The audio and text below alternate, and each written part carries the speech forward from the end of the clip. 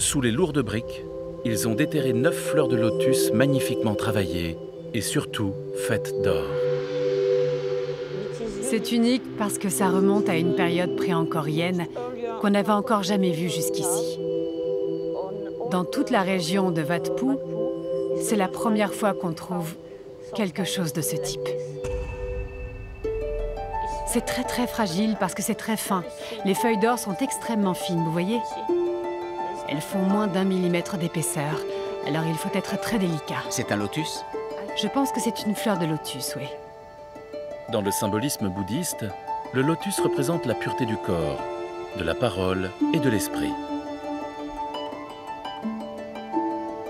La découverte d'artefacts bouddhistes ici donne un aperçu incroyable de la vie des Khmers à Kurukshetra, au cours des siècles qui ont précédé la fondation de la grande ville hindoue d'Angkor.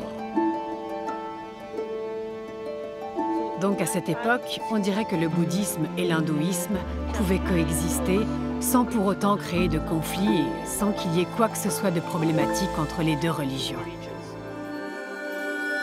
Le coffret d'or confirme l'hypothèse selon laquelle les bouddhistes et les hindous vivaient en harmonie à l'époque. Il présente en effet l'iconographie des deux religions. La découverte de fleurs de lotus dorées, les plus vieilles jamais trouvées, conforte l'équipe dans l'idée que cette ancienne région pourrait être à l'origine du trésor. Mais cette découverte ne s'arrête pas là, car l'équipe se rend vite compte que les fleurs de lotus ne sont qu'une couverture décorative pour ce qui se cache en dessous. Des restes humains incinérés.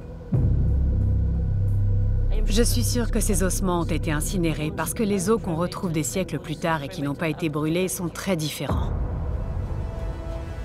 La pratique locale de la crémation et l'impact du climat chaud et humide de la région, ainsi que les sols très acides, font que très peu de restes humains anciens sont retrouvés dans cette partie du pays. Il s'agit là des plus anciens ossements de l'époque khmer jamais découverts.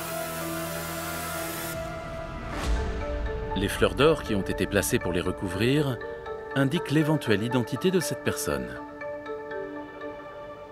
Ils ont voulu donner de l'importance à ces ossements. Sinon, ils ne les auraient pas recouverts de fleurs d'or. C'est très intéressant. Peut-être que c'était ceux d'un roi.